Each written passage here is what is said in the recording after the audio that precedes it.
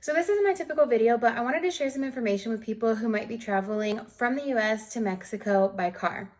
When you get to Mexico, there are a bunch of rules about who can drive an American car into Mexico. So today I'm going to talk a little bit about the documentation that you need to be able to get a temporary import permit to go into Mexico with your American car, and some implications for people who are permanent residents of Mexico like myself. So right before you cross the border, you need to pull over and go into a building where you will get your Mexican tourist visa and where you will go over to a customs counter. It kind of looks like bank teller windows to get a temporary permit for your vehicle. So these permits used to come in the form of a sticker, like a toll tag that you'd put by your rearview mirror on your windshield. So they were super obvious in the past to like traffic police and stuff like that if a person didn't have this permit. So a lot of the times, foreigners or like anyone with Texas plates or anyone with US plates would get pulled over just because they didn't have that sticker in their window, and it was super obvious that they didn't stop and do this extra step at the border. So the Mexican police take this very seriously when you don't have that temporary permit. So something that can happen is that your car can get impounded. You can even get arrested for not having this permit, or a police officer can like try to get a bribe out of you. I've seen all these things happen to Americans who just like weren't informed on the process of having to pull over and do this extra step. So I wanted to make a video, hopefully to save you some time and money as you go into Mexico with your car. So keep in mind that nowadays they just print off a paper for you that you should keep in your glove compartment, and it's not as obvious as a sticker on the window, but you can still get pulled over for any reason and they can still ask you for it. The permit in itself costs about, let's say, $100 or so. Don't quote me on that. It could be more or less. But what they'll do is, depending on the year of your car, they'll take what they call a guarantee, or I think they call it a warranty on one of the papers. It's basically a deposit that makes sure that you will cross the border again. So this is basically to prevent people from going into Mexico and selling their car or like importing it to Mexico, because basically you would forfeit the couple $100s that they take as that deposit. So what they'll do is they'll charge your credit card or your debit card. If the permit's $100 and the warranty that they put on it is $400, they'll charge $500 to your card. And so when you come out of Mexico, you need to go in a line that'll go kind of like by a trailer. At the crossing that we crossed at, it was on the left side. So if you just like stayed to the left, some cars will be passing you on the right. They might have Mexican plates, or they might be foreign cars that don't want to turn in their permit, because like it's good for 6 months. So if a person is thinking about crossing again into Mexico, instead of getting a whole nother permit, some people just like keep it active and keep going across multiple times. But anyways, if you are just like going down for a week or something and then coming back, you want to stay to what's probably the left side.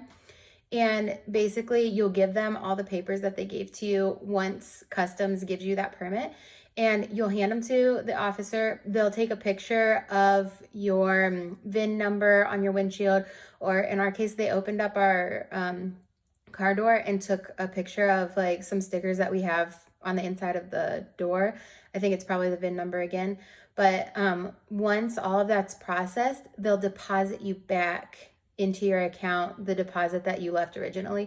So I paid like $400 something, and they deposited me back about $400 minus the cost of the permit itself. Now that I'm thinking about it, I think it was about $50. But either way, make sure you have the funds to be able to pay a couple $100s, but you will get it back once you cross the border again. So the documents that you'll need are your Mexican car insurance, which you can just Google Mexican car insurance. Geico will like reroute you to some different companies to give that to you.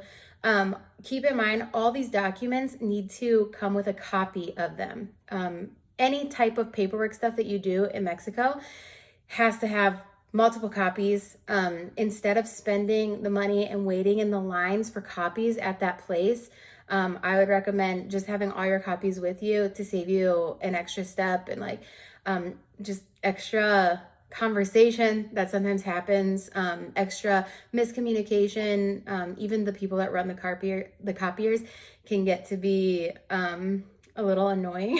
So anyways, so you'll need a Mexican car insurance policy, have that printed out with the copy that you'll end up basically surrendering to the customs officials. You'll need your US registration for sure. The most recent time we went, I had forgotten our registration at my house. I didn't have it in my car. Don't ask me why.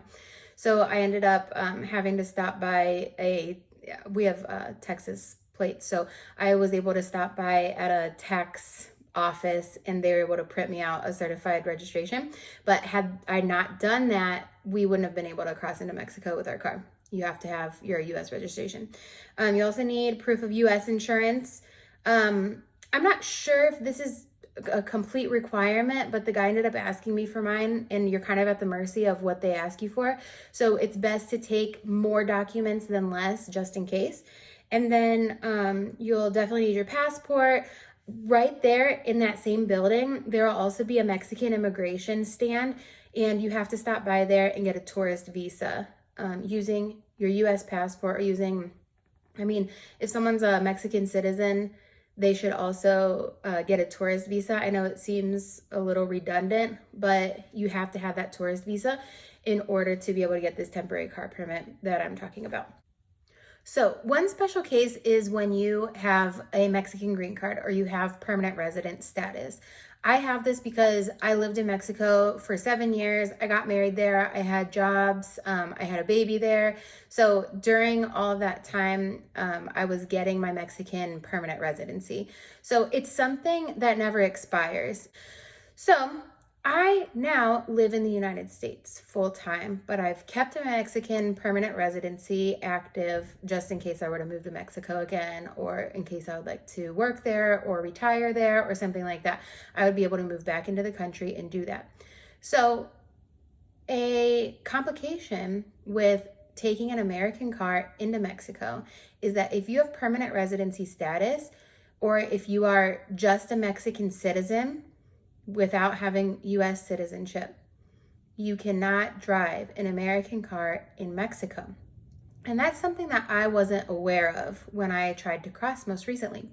So what had to happen is that my husband, who is a US citizen, had to get a tourist visa and put the document in his name.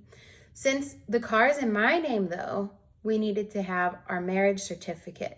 So this is where things get a little bit complicated.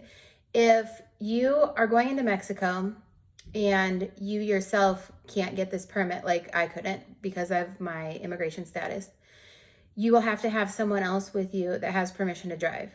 So if you're married, that's great. You'll just need to make sure you add your marriage certificate to that list of documents for you to take with the copy and everything. If this is a lease situation, you'll have to have a copy of the lease and everything like that. And honestly, I'm not sure if it's just like a friend and you're unable to take your car across because of your Mexican immigration status or whatnot.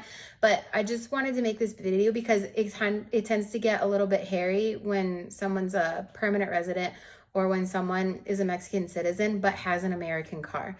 So it can get really confusing. I was in a situation where immigration was saying one thing to me and customs was saying another thing. But the best thing to do is try to be as informed as possible and make sure you take every possible document that people could possibly ask for. So anyways, I hope this video was helpful to you and I wish you luck on your journey.